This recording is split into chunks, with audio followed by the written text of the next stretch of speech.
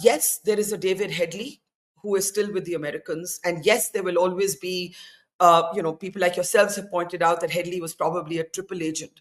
But in statements that have now been released by the US Department of Justice, quoting intercepts between Rana and Headley, Rana's statements are borderline insane. I mean, he has spoken about how the men who did this to India should be awarded Pakistan's highest honors. Pakistan is trying hard to say he's Canadian, he's not ours. But he has been with the Pakistan Medical Corps in its army and then moved to Canada. He's clearly embedded in the whole sort of ISI plot when it comes to the 26/11 attacks. How momentous a moment is this? Will it help us get to the bottom, get to the root of how this happened and why it happened?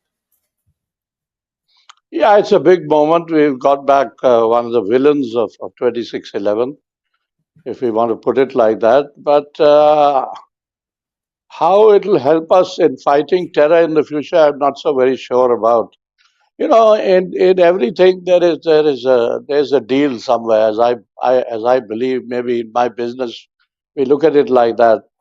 That this fellow's coming back has not just happened like that. That there has to be some give and take. And all over the world, there's a great game being played out. That somebody is talking to somebody and somebody is not talking to somebody, and somebody wants to isolate somebody.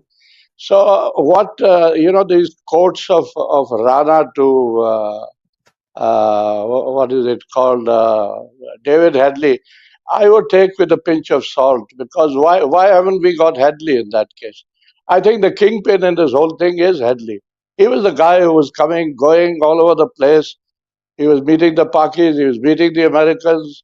He worked for everybody, everywhere. And he was the one who was seen most prior to 26/11.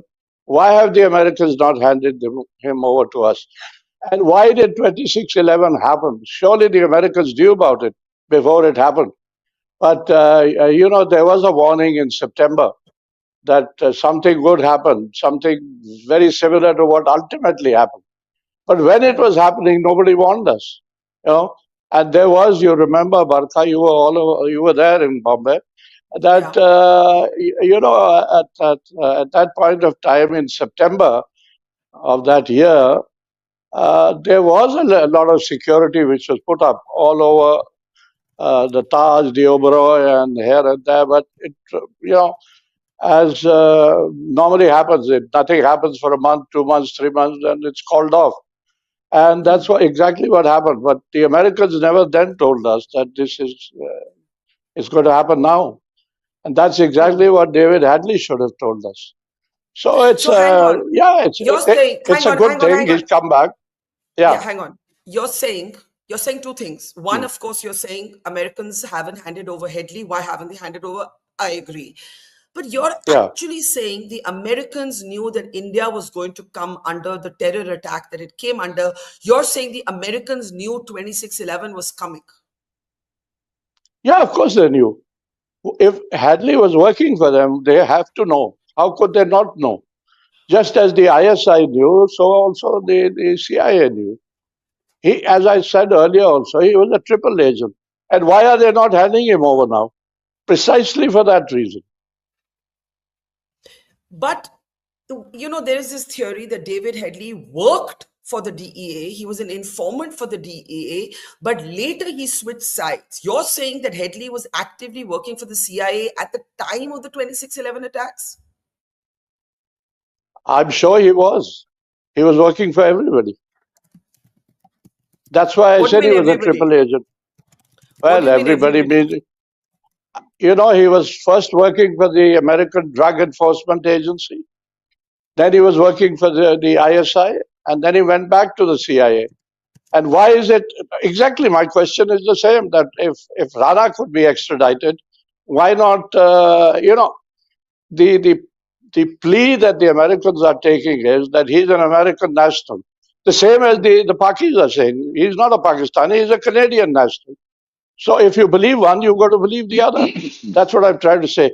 And coming to terrorism is not going to go away. Believe you me, it's not going to go away with Rana's extradition.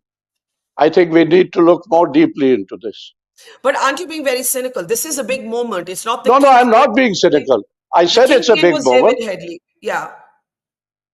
Yeah, of course he was the kingpin. There's no doubt about it in my mind.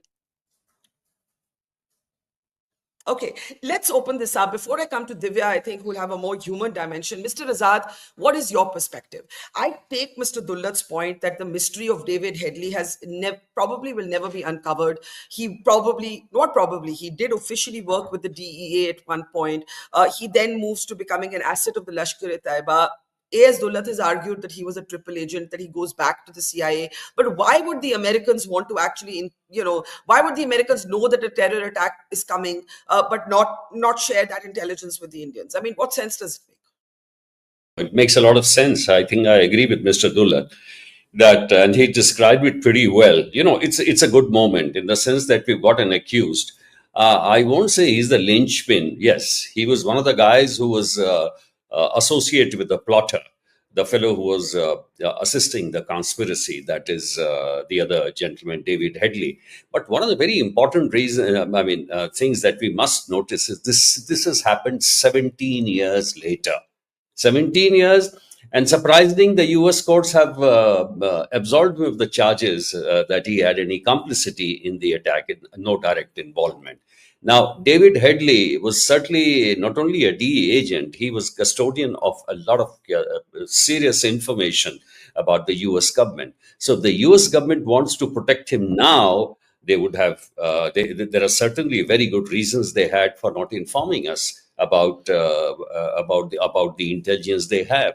Now that we have a strategic partnership and now we have an excellent relationship, the US government is certainly talking about joint actions and joint action on terror. But at that particular time, certainly it was felt that the intelligence was not really shared properly. The other point which I want to say is that in this particular case, let us not sort of say that the biggest thing has happened. Number one, Tahawwur Rana can give us only confirmatory evidence in the sense that, okay, these were the ISI officers involved, Major Iqbal, Samir, Lakhvi, Hafiz Saeed. So 90% of the information we already know. We already know that these people they were trained in sin, the guys, the terrorists who came here. We know that they went through the program of, Dora, Am and Khas and things like that. In the case of Tahawwur Rana, probably you'll get a few more things that who are the people who are operatives within United States of America or Canada or a few other things. And the other thing is that the most critical thing which we need for the fight against terror to catch the actual conspirators, that is the ISI officers. Those are the people who are based in Pakistan. Unfortunately, these 6 Americans now, they have an act, Americans, whereby they can investigate all the cases of Americans hit by terrorism abroad. But, I mean, I don't know why it was their cases have not been, investigated by the Americans and found those people who have already been named by Headley.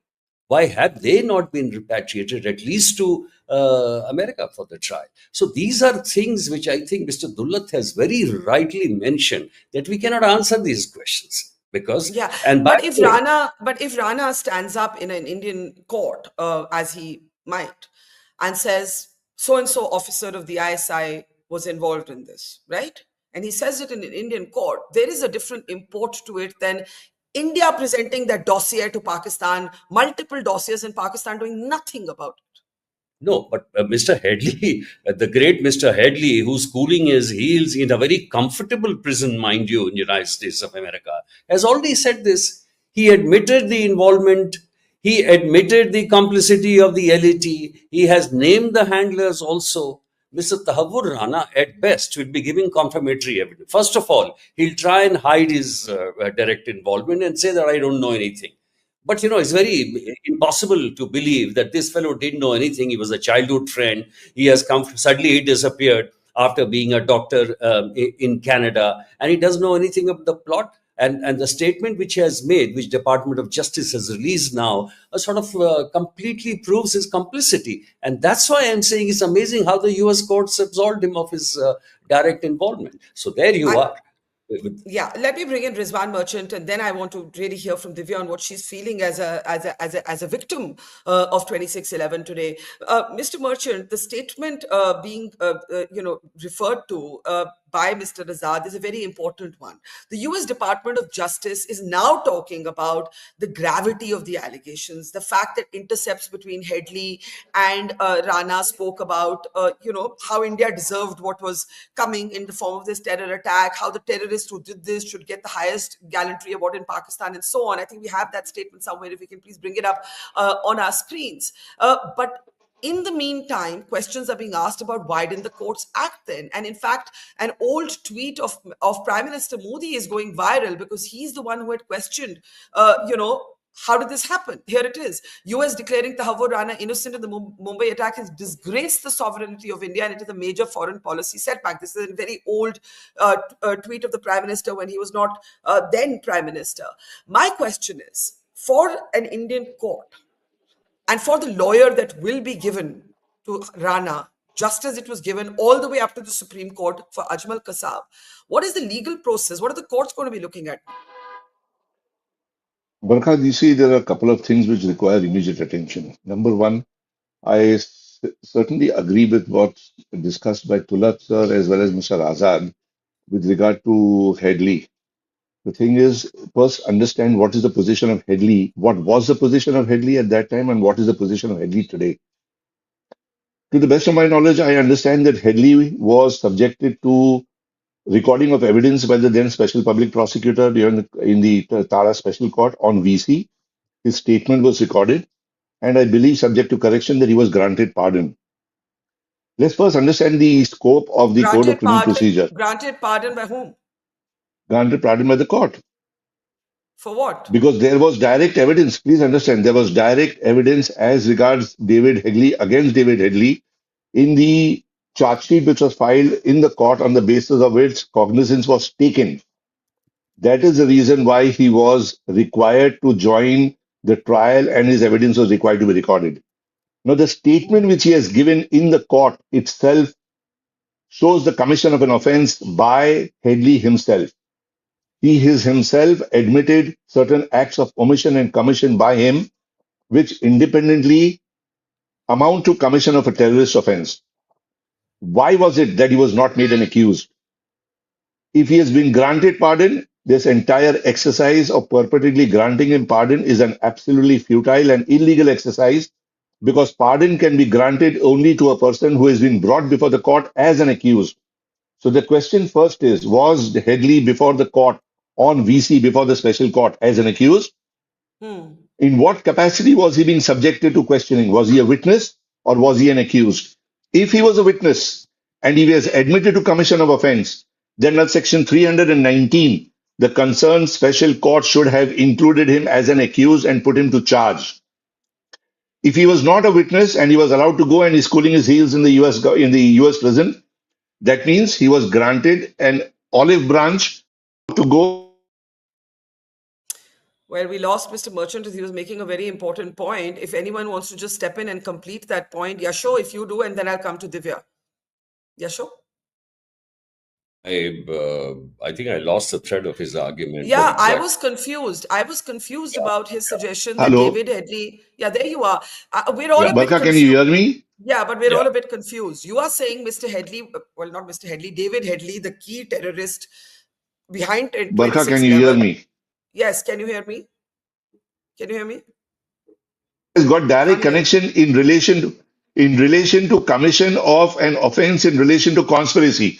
See, P.K. Narayanan's case, Supreme Court has made it very clear. Conspiracy is something which is before the commission of the offense, during the commission of the offense, after the commission of the offense. Everything which was done before the commission of the offense has taken place by the ISI in Pakistan. We know what it is. During the commission of offense, we know what sort of a dastardly act was done in India, how many hundreds of people have lost their lives. What is done after the offense is also known to us as to how people have been harbored, how people have been protected, how people have been sheltered, and they've been kept under a particular screen. Now, if you connect all these things, David Headley is playing a very important role in every stage, before the offense, during the offense, and after the offense. Tahawwur Rana comes in during the offense as well as after the offense.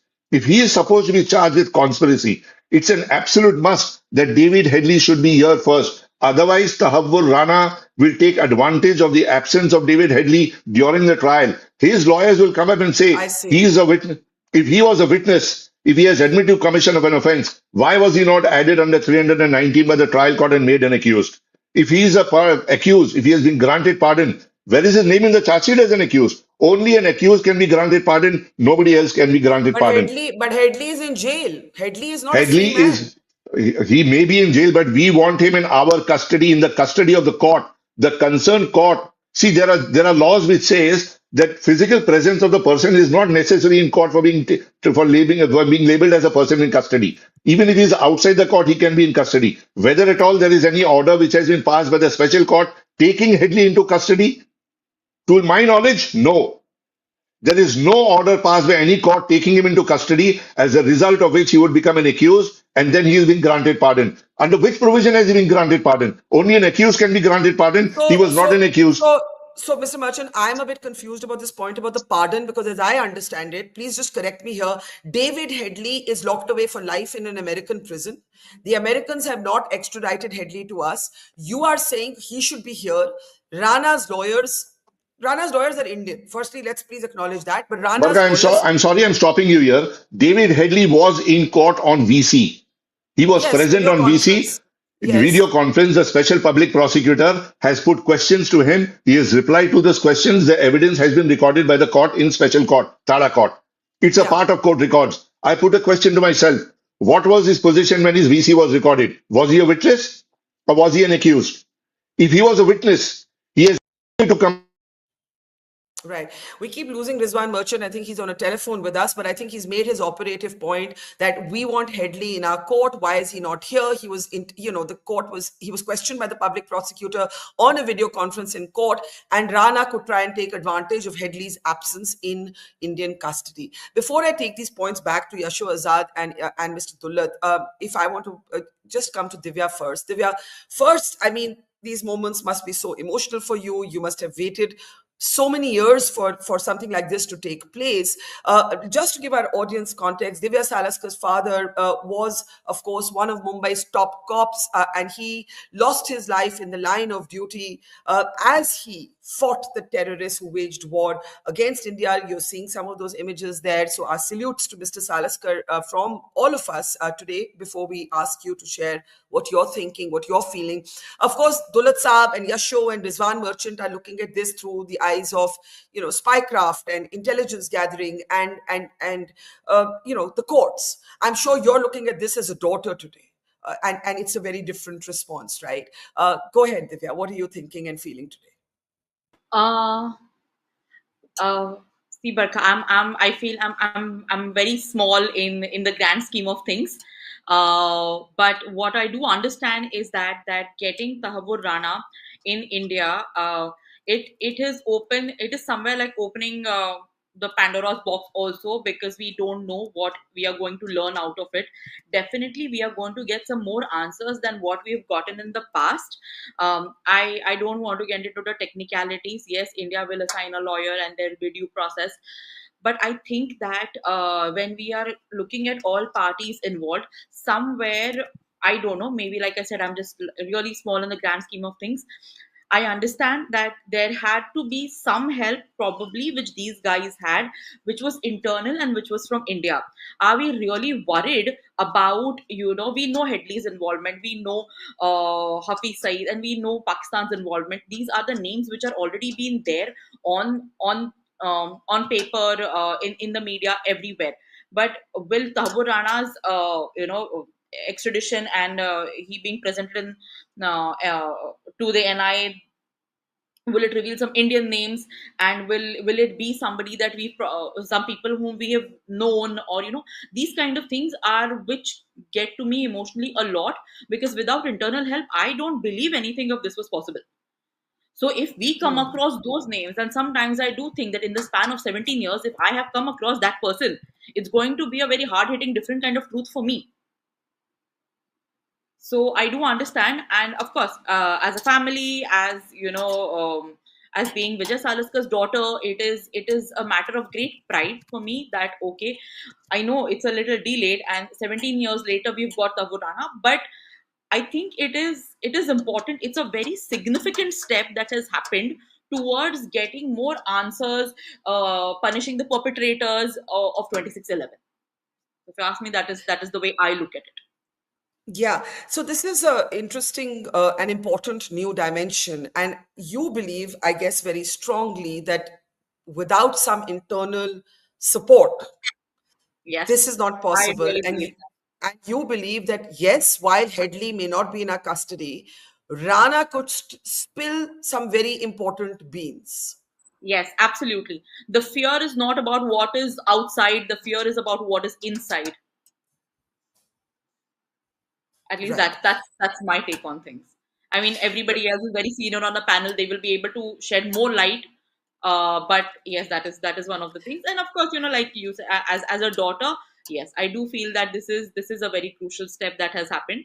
Little late, but yes, definitely it has happened. And that I think closure is a step by step process. So when Ajmal Kasab was first hanged, it was some amount of closure. Now that Tahawwur Rana is here, maybe let's see how things go and what kind of closure that brings. But yes, I consider this a very important development in the 26/11 Mumbai terror attacks, and I do want to. I mean, I'm hopeful out of this. So let me actually first say that I can only imagine what you and your mom have gone through all these years, and you've been a gutsy, brave young woman. I've spoken to you many times over the last few years, and you've been waiting and waiting, like so many other impacted families, for things to fall into place, for justice to be served. And I think what you're saying is it may be partial justice, but you'll take what you get as it's happening. Absolutely, I have to take what I get and make do with it. But at least it will be partial but significant.